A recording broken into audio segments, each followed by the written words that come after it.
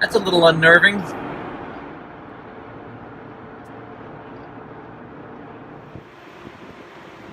Got the road to myself pretty much. They have it shut down, fixing this cave in. Pretty cool. They're drilling in reinforcing rods. This guy's running rod through, screwing it into the ground. I'm gonna have to walk by him. I need to let him know I'm here. Tell him he can see me. But yeah, I got this whole climb to myself. It's about a 7% grade and about 1.25 miles long, something like that. See, they're down there fixing that cave in on the road. What they really need to do is put in a guardrail, because there is no guardrail. But that takes a lot of funding, because this just goes straight down. There's all kinds of cave off. Unfortunately, there's also dumbasses who come up here and throw all kinds of side of the road. But sure makes for a beautiful view. It's always nice to look left when I'm climbing. And when I'm descending this, I'm doing about 40 miles an hour, so I'm not looking anywhere other than right in front of me and looking for any type of pothole. So, but yeah, so I always park down there. That's that little farm area right there with a lake or pond. And then I come up the main road, or one of these really steep access roads, and it cuts back to the first switchback down there. But yeah, got the rest of this climb, so enough talking, more climbing. Alright, so this is a road called Swinging Bridge Road. It's dirt. It comes up to the top of the mountain here, which I just finished peaking at. And comes around this bend. You can see we still got snow melt off, side cutting. So I'll be covered in mud, the backside of me, from the rooster tailing. Don't really care about that. I just don't want to catch any. For the next roughly mile, this averages about 12%. It's like 11.9 over a mile average. So this first, I don't know, 3/4 of a mile hits sections 14.5% grade. So that's pretty damn steep. And I can, ride these brakes pretty good. Problem is you get that mud involved. I don't know if I want to head down this, but the plan today was if it was dry enough to head back up it. So I'll do a loop. I'll come back to the other climb here. I got to climb back over the ridge. So the ridge is to our right, and this is our way down into the valley on this side. Right along the ridge, back up another road called Dry Run Road, and then back and along a side cut back into Tuscarora Pike, which is what I was just riding up. So it's a nasty little loop, good for climbing, decent amount of distance. If you've got good conditions, this downhill is a lot of fun, and it's got some pretty nice steep sections and some sweeper, big sweeping left and a couple sweeping rights. So yeah, be a lot of fun when it's hard packed and dry. But I'm going to be taking it very, very carefully. Alright, so there's Dry Run Road I just climbed up. A lot of traffic. I don't think I'll ever do that climb again. I think I'll sit in Tuscarora Pike even when it's open. There's a third of the traffic, if not less. So there's our descent. Then I'll cut back across the bottom of the mountain ridge. But it's a beautiful view of each side of the valley. So you got Back Creek Valley, Shenandoah Valley. Of course, an ugly sign, a bunch of graffiti all over this radio or cell tower. I don't know what it is. But yeah, it's real pretty up here. Well, it's a pretty view from up here, I'll say that. People have a way of ruining things.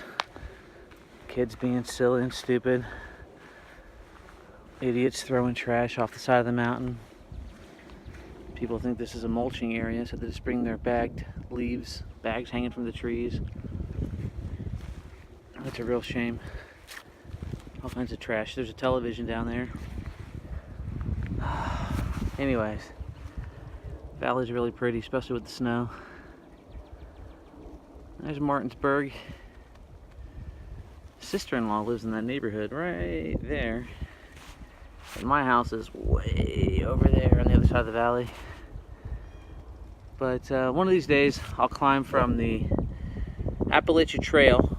I think it's Keys Gap, I can't remember the name, but it's at the top of Route 9. It comes down, I'll bring it all the way across here, but I gotta get ready for this descent. Oh, man, build up a good sweat coming up here. And then I turn around. I can't take my jacket off because I'm descending doing 30 plus. So I get all hot and sweaty coming up, and it dries off on the way down. Anyways, there's the bike. There's how she sits. Before I got interrupted yesterday by the horse, let's go through the pack setup. I have a 4-liter water bladder in here. It's a platypus water filtration system. And there's 4 liters. There's a clean bag and a dirty bag. The clean bag comes out here. Dirty bag is rolled up and inside along with the filter. And I have just enough room to probably fit about 2 to 3 days worth of food in there. I just ordered a 3-liter bag. I think the 4-liter bag's going to take up too much space. I won't get enough food in there. I don't want to rely on hitting shopping spots. It's nice when I do, but I don't want to rely on it. So I'm going to be taking freeze-dried Mountain House meals and lots of dry pack stuff. So anyways, I already went over it. There's the rain fly.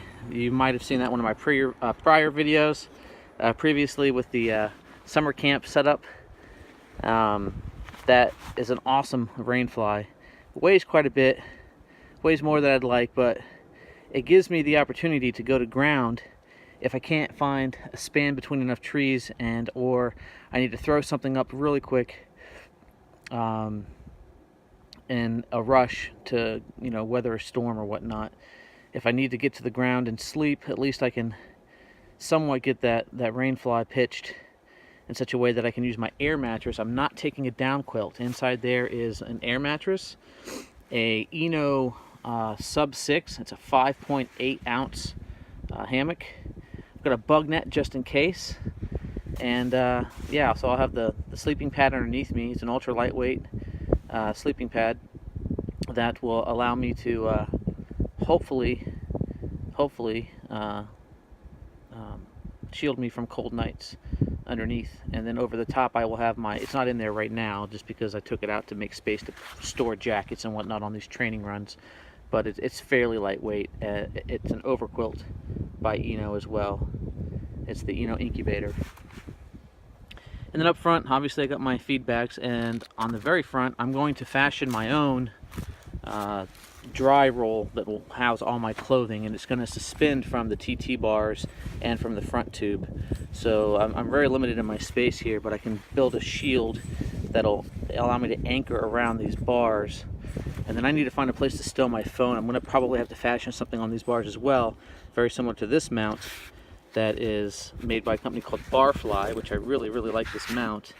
But it'll allow my phone to click in with my quad lock that's on my phone case. So, and then obviously the 4-liter water bladder comes up to this tube, and then that comes around to, I have a quick disconnect so that I can connect in the filtration system, so the dirty water will filter into here. It's got the same kind of quick connect. So I just went ahead and fashioned this tube up with my existing Camelback setup, so I kind of bastardized it. So it's Camelback and platypus. I like the Camelback bite valves a lot better. And then my little mirror is working out great. It gives me enough opportunity to see cars coming up. I can sort of hear them behind me, and then I look in my mirror and I glance and I see headlights and or see the figure of the car coming up. I'll ease over as far right as I can safely, and that gives me a little bit more comfort. But yeah, that's the bike setup. And that's how she's going to run on this trip. Probably a lot heavier than I need it to be. But again, I'm not looking to be competitive. I'm just looking to survive this, which is the whole reason I'm out here training. So that's all I got. Later.